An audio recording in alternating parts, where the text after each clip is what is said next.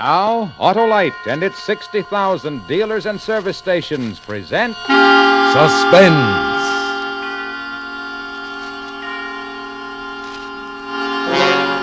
Tonight, Autolite brings you Ronald Colman in Noose of Coincidence, a suspense play produced and directed by Anton M. Leader. If you're a fellow who won't put up with second best, what are you waiting for? Replace those old narrow gap spark plugs with wide gap Autolite resistor spark plugs and see the difference in your car. Your car will idle smoother, give you better power and performance on leaner gas mixtures, actually save gas. Autolite regular type spark plugs have long been standard factory equipment on many leading makes of cars and trucks. And now six of these leading makes of cars and trucks have switched to Autolite resistor-type spark plugs for factory installation on their new 1949 models. The new wide-gap Autolite resistor spark plugs are the spark plugs of today and the future. Remember, you're right with Autolite. And now, Autolite presents Ronald Colman in a tale well calculated to keep you in suspense.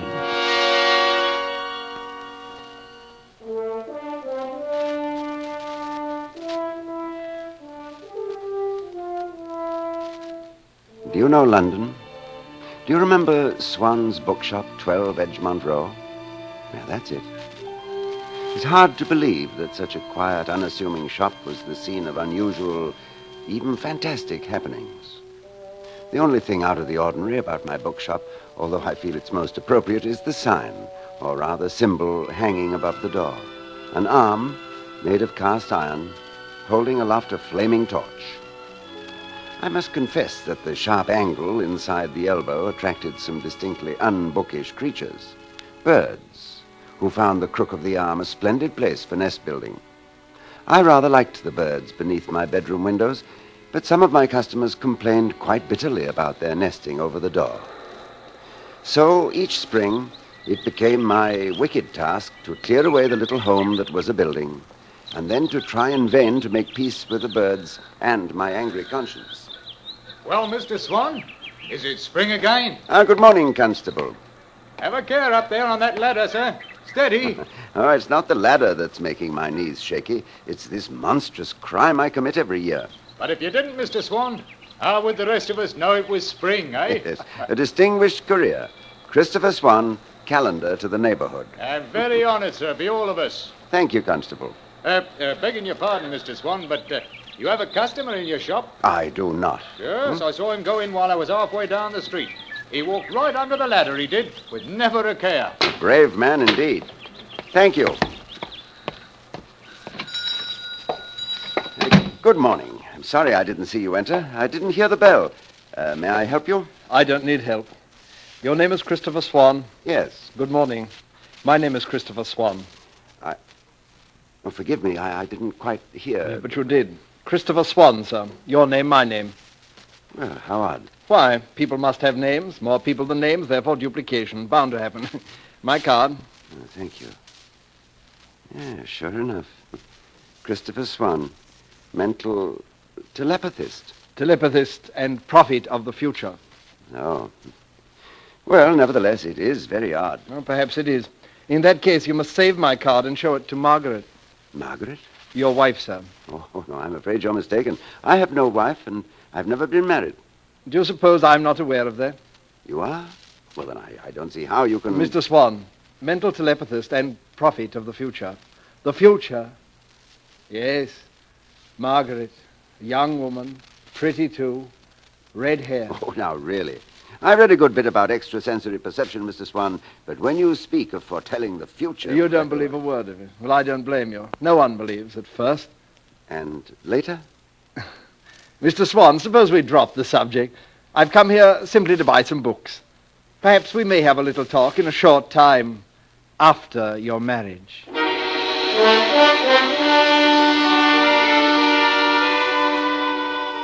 Now, if a thing like that happened to you, you'd probably laugh at it as I did. But then if, only 5 days later, you met a red-haired girl named Margaret, and she was pretty, and the fresh perfume of spring began to engage in mortal combat with the bachelor in you, then you might begin to believe that all nature conspired to fulfill the prophecy of Christopher Swan. Of course I want to marry you, but we know so little about each other. Well, I think that's excellent, Margaret. It'll be an adventure, finding out. Oh, you'll be disappointed in me. There's nothing to find out. I don't intend to try. I expect to be content with you as you are. Well, Margaret? Oh, I wish you hadn't told me about all that money you inherited. I'd like you to believe that I'm marrying you for yourself. Chris, will you be happy with me? Will you be content? Happy with Margaret? Content with Margaret? Why, less than 3 months later, anyone within earshot could have told the answer to that. Christopher! Yes, Margaret, I'm coming. Christopher, this back room is a sight. Yes, Margaret. If only you'd do some tidying about here instead of going on as you do. Talk with the customers, day in, day out. And what do you talk about? Books. Nothing but musty old books. Oh, but that's my business, my dear. Well, more's the pity. Why, any man with 50,000 good English pounds in Barclays Bank insists upon running an out-of-the-way little bookshop instead of going out into the world and making something of himself. Margaret, please, there are people in the shop. People?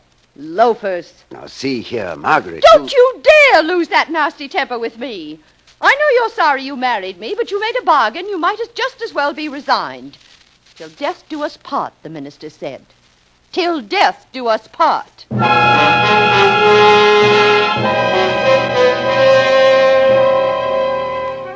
One day I went up to Hampstead Heath for the fair. Oh, not so much to see the fair as to get away from Margaret. I watched the children on the carousels, and the Pearlies from Lambeth Road, and the girls in white smocks selling jellied apples. And then, suddenly, there he was, again. Well, sink me, it's my friend, the doubter. How do you do, Mr. Swan? Quite well, thank you. My question, Mr. Swan, was purely rhetorical. I'm thoroughly aware that you are not doing well at all.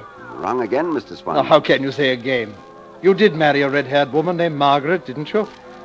You really believe in your powers. Candidly, I don't.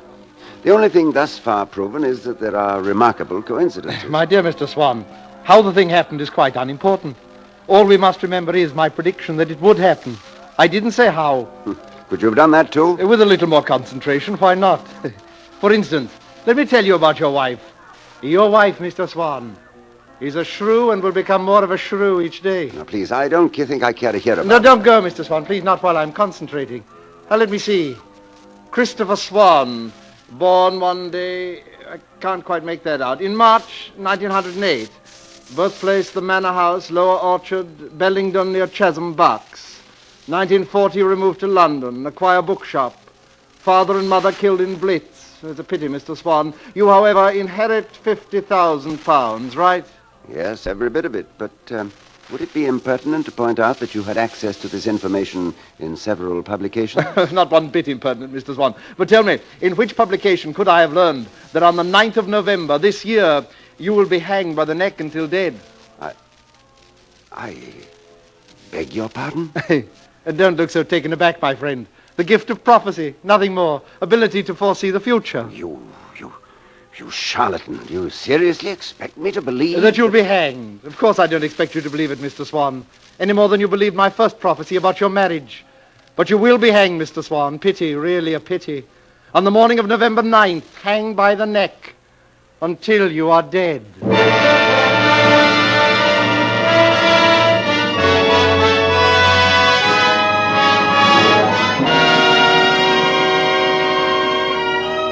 For Suspense, Autolite is bringing you Ronald Colman in radio's outstanding theater of thrills, Suspense. Hey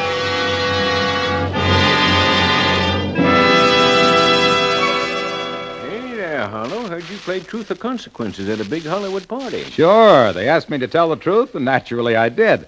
I said, friends, those Autolite resistor spark plugs always give a star performance. Smoother idling, better performance on leaner gas mixtures, and actually save gas. Why, they're bigger box office than a movie star. Hollywood stood for that? Well, I had to tell the truth. Wide gap Autolite resistor spark plugs are the spark plugs of today and the future. Yep, I said, more men go for Autolite resistor spark plugs than for glamorous movie stars.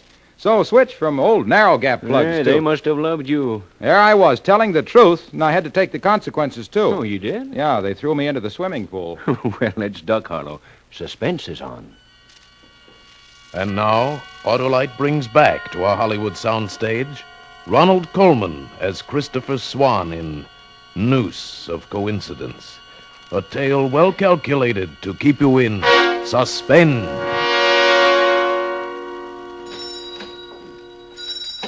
Good morning, Mr. Swan. And a good morning to you, Constable. Well, I hope it's better than the night I had. Oh, fair horrible, that's what it was. Oh, Mr. Swan, do you have any books that talk about spirits? Oh, yes, there are some very fine ones. Sir Arthur Conan Doyle. Then there's the American psychologist William James. It's an odd coincidence. That's the man I'm reading now. There you are, William James, The Will to Believe. Oh, it ain't the believing that bothers me. It's the will to leave it in the bottle. The bottle? Spirits, Mr. Swan. Ooh, last night. Oh, I beg your pardon, Constable. You know, my mind is so set upon a certain... Well, let's see now. Spirits, spirituous, here we are. Spiritus frumenti. Christopher! Oh, heavens. When will you ever clean this filthy back room? I'll be there in half a moment, Margaret. Not in half a moment now. Oh, she does have a voice that carries, don't she, Mr. Swan? Yes, now, suppose you just browse along that shelf, Constable, and help yourself to whatever you like. Look at this place. Look at it. Nothing but old books. Dickens, Thackeray, Victor Hugo. Filthy nonsense. Filthy nonsense. Now, these are rare editions, Margaret. Please don't handle them like that. I'll handle them as they deserve. I'll tear them or burn them or fling them about. No, Margaret. Margaret! How dare you? It happens that I love this shop and the things in it. You'd like to die here. What? You said so in your sleep last night. I wish I were dead. That's what I heard you say. I don't know what's come over you, Christopher. Moody all the time. Sulking, sulking, sulking. Pity you feel so sorry for yourself. Margaret, please. Constable Smithers can hear every word. Let him. Let everybody hear. I've nothing to hide. I never dream about suicide. I made a mistake when I married you, but I'm trying to make the best of it. Pity you can't do the same. Pity you feel there's only one way out. Yes, a pity. Pity. Pity. The quiet was gone. The gentle, thoughtful quiet. A bookshop should be a peaceful place. I didn't remember dreaming about suicide, but I suppose I had such dreams. A man wants peace, even if it's only the peace of the grave. Oh, good morning. Good morning. I wonder if you have St. Maur by D.H. Lawrence, I believe published by Heinemann. Yes, Heinemann does publish Lawrence, but I'm afraid we don't have... if you'll just step over here.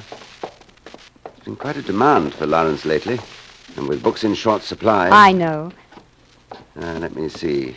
St. Maur. There's one copy of Sons and Lovers, one Gypsy. No, I'm afraid we're out. May I order it for you? No, I really prefer to look for it. It's a good excuse to go tramping about, prowling through bookshops. Do you like bookshops? Oh, yes. Oh, I'm glad. Why? Oh, nothing. I simply glad. I'm sorry not to have had your book. I'll find it. Thank you so much. You might try the Ken bookshop near Victoria Station. Thank you, I will. Oh, another idea.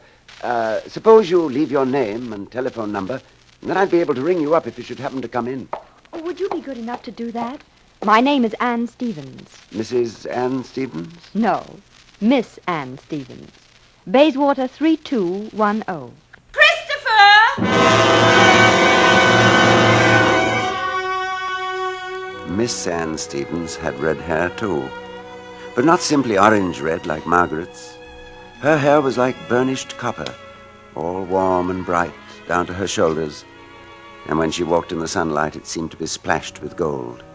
And I thought to myself, it's probably fragrant and soft to touch. It was only a few days later I met her again in crowded Hyde Park. And what does he say to us? I'm sorry. Why, Miss Stevens, I am sorry. Well, no, I'm not, really. I mean, Hello. Did I hurt you? Of course not. It's Mr. Swan, isn't it? Yes. You've a remarkable memory for faces. No more than you. You remembered me. Oh, but that's different. I've thought about you. Did you? How nice. Trying to find a copy of St. Maur. You know. You remember that's what you wanted. Oh, I'm so sorry. I did find a copy that same day at the Ken bookshop, thanks to your advice. Oh. It's a lovely work. I haven't read it. Really? Oh, Mr. Swan, let me give it to you. That is so you could read it. I'll bring it to your shop. Suppose you bring it to me here. Right here, to this very spot. Good. Tomorrow, same time. Tomorrow, same time. And I'll bring something I want you to read.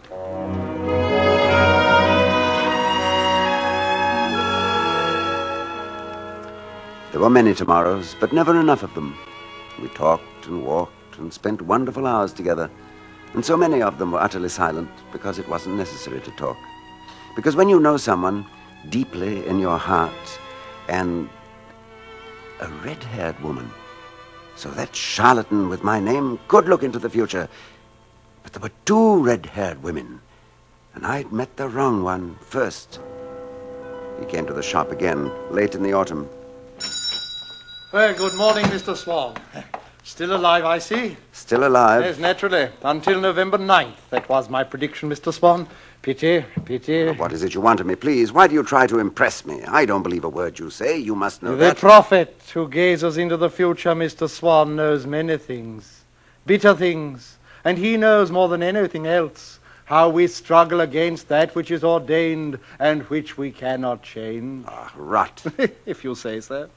Have you a bit of paper, please? Just a bit of paper, whatever's about. What do you mean, to write on? To wrap something? No, to write a curious phrase that's been running through my mind. Oh, there, that tablet, that will do. Thank you, Mr. Swan. Here. I'm writing down a bit from a book. You're a bookman. Perhaps you can tell me what book it's from. Wasn't like a man at all to her. There we are. Just read it aloud, please. She could not believe it was actually happening. When she was dancing in the afternoon at Claridge's, or in the evening at the Carlton, sliding about with some suave young man who wasn't like a man at all to her. Well, Mr. Swan? I recognize it. What about it? It's from a novel by D.H. Lawrence, a novel called St. Maur. It appears somewhere in the first third of the book. Yes, how curious.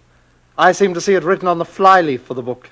Hey, said, wait, now I seem to see something beneath it. Oh, this is absurd. In the same feminine hand, a delightful hand, the words, "You see, I love you, Anne." Is that correct, Mr. Swan? Get out of here. That book seems to be under the papers in the left-hand bottom drawer of your desk. Mr. Swan, how can you be so indiscreet? Oh, get out. Suppose Margaret should find it. Trouble, Mr. Swan, trouble.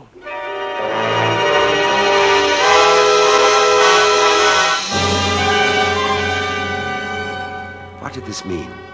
How could he know what Anne had written in that book? Was she in league with him? She couldn't be. Not Anne. And yet, I had fallen in love with her, a red-haired woman, as he had prophesied. The answer came soon enough. Christopher, Constable Smithers is in the shop. Oh, is he browsing, buying, or chatting? He wants a copy of a book called St. Maur. Constable Smithers wishes to read St. Maur? By D.H. Lawrence. To begin with, I don't believe he had ever heard of it. Second, we haven't had a copy for ages. You should take more pains with your inventory, Christopher. There's a copy right there in the bottom left-hand drawer of your desk. Oh, no, there's not. I say there is. And we'll have to sell it second-hand. Some lovesick girl's written something on the flyleaf. You know Constable Smithers doesn't want that book, Margaret. Of course he doesn't. I didn't think so. And there's no copy of St. Maur in the desk. There we differ. Well, look for yourself. Thank you. I will. And what do you call this? Oh, but it's impossible. Impossible, is it? And didn't I find it here myself this morning, and didn't I read the inscription? You put it there yourself. Oh, now I know you've gone mad. I only suspected it before. Yesterday, the book was in that drawer, when Swan predicted that you'd find it there.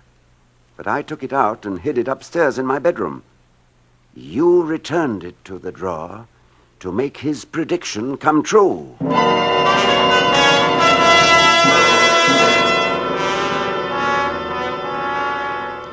I didn't sleep well that night. It was the night of November the 8th. Many things had become clear.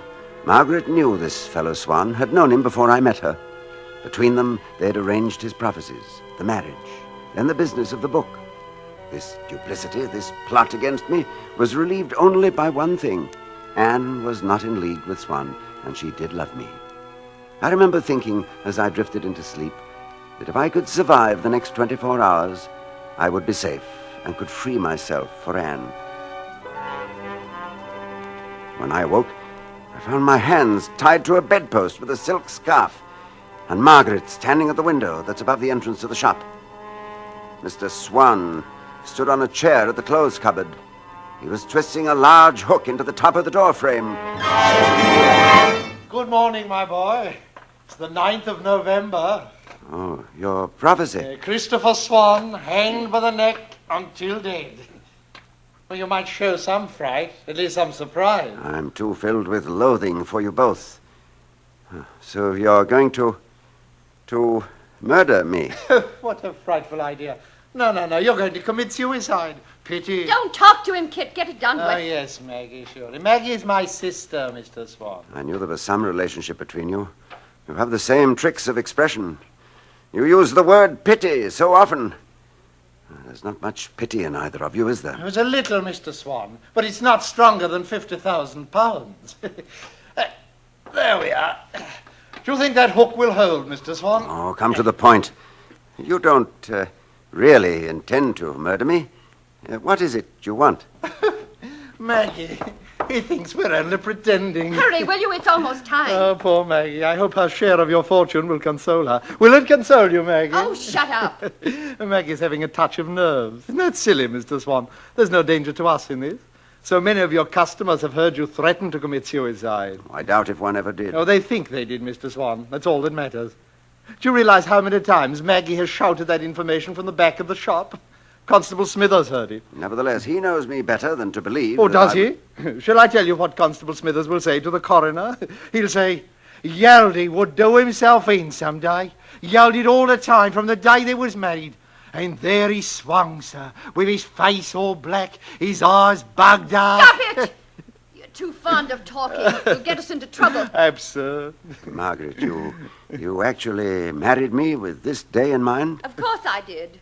And you're really going to kill me? That's the plan. And I'm sorry there isn't enough of a drop to do the thing quickly, old man. You'll be struggling for quite a bit. Yes, I know you'll both enjoy watching me. No, not Maggie, no. Maggie's watching for the constable to turn the corner on his rounds. And then she's going to scuttle down the stairs while I do the job, lock the door from the inside, slip through the trap door in the cupboard, and away like St. Nicholas over the rooftops. Then she'll say to him, Constable, there's something wrong. There's something wrong. There he is, Kit, at the corner. Oh, he stopped to talk. Well, are you ready, Mr. Swan? Because here you go. Oh, don't come at me with that noose. I can still kick. I can shout. Oh, the walls are thick, my friend. That's why you bought this house. They were built to endure. I told you to chloroform him. Ah, don't be stupid. Chloroform leaves traces. You wanted him conscious, so he could know how clever you are. Always acting. You and your silly November 9th. Oh, will you stop yammering? The constable must be halfway down the street. He's still at the corner. You better wait. Better wait till he comes this way, Margaret. They'll say you had time to do it if he finds me cold. Oh, thank you, Christopher. That's excellent advice. He's not really pleased, Margaret. Look at him. He wants you to be caught. Christopher, I'm disappointed. What childish tactics. Is it, Swan? Is it? Look at him, Margaret. That struck home. It struck home. Oh, and I think I'll have to close your mouth, my friend. Not while I can kick. Maggie, throw yourself across his legs. Don't give in, Margaret. Remember, you face the constable. He gets away over the rooftop. Maggie, are you in a trance? Throw yourself across his legs. No. Maggie, I can't get at him. I don't care. I don't like it. It's too late to think about that. Where's the constable? If you won't help me here, get back to that window. No, he's right. Bravo, Margaret. I'm the one who has to go down to Smithers and establish an alibi. Yes. I'm the one who'll have to answer all their questions. That's right. And where will you be? Where will you be? Safe. Who knows about you? Yes, and when they hang you for murdering me, he'll inherit the loot. He'll get it all. Oh, close your trap. No. I haven't any protection. You hold all the cards. Of course he does. Maggie, you're going to ruin everything. Don't you trust your own flesh and blood? No. Get back to your post. Let go of me. Back to the window. I'll kill you both. That's it, Go. Margaret. Fight him. Push Fight me. him. Don't push me. I can push too. I can push. Oh. Oh, Kit. Kit. Oh.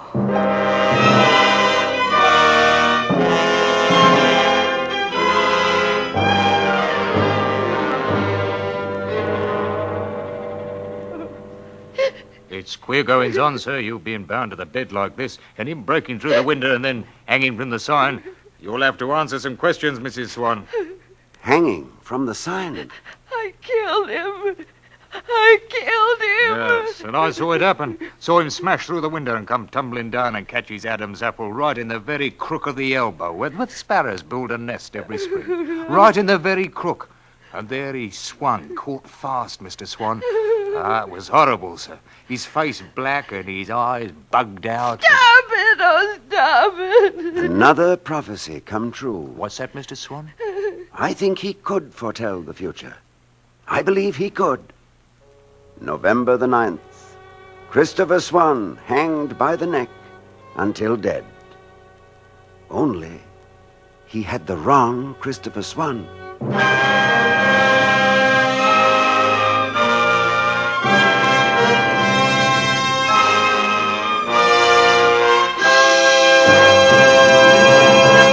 Thank you, Ronald Coleman, for a splendid performance. Oh, Mr. Coleman, would you listen to a sound effect with us for a moment? Oh, why, certainly, Mr. Wilcox. Okay, boys. Mr. Coleman, would you say that sounds like Jack Benny's Maxwell? Yes, I'd say there's a great similarity. Well, just listen to what Jack Benny's old Maxwell might sound like if it had new Autolite resistor spark plugs and a complete Autolite ignition system. Mr. Wilcox, if I had a set of those Autolite spark plugs around the house, sooner or later Benny would borrow them. And then perhaps we'd be spared that awful racket. Well, we'll see what we can do, Mr. Coleman. Friends, Autolite resistor spark plugs are made by Autolite men who make over 400 products for cars, trucks, airplanes, and boats in 28 Autolite plants from coast to coast. Yes, sir, and Autolite also makes complete electrical systems for many makes of America's finest cars. Batteries, spark plugs, generators, starting motors, coils, distributors. All ignition engineered to fit together perfectly, work together perfectly, because they're a perfect team. So, folks, don't accept electrical parts that are supposed to be as good. Ask for and insist on Autolite original factory parts at your neighborhood service station, car dealer, garage, or repair shop. Remember, you're always right with Autolite.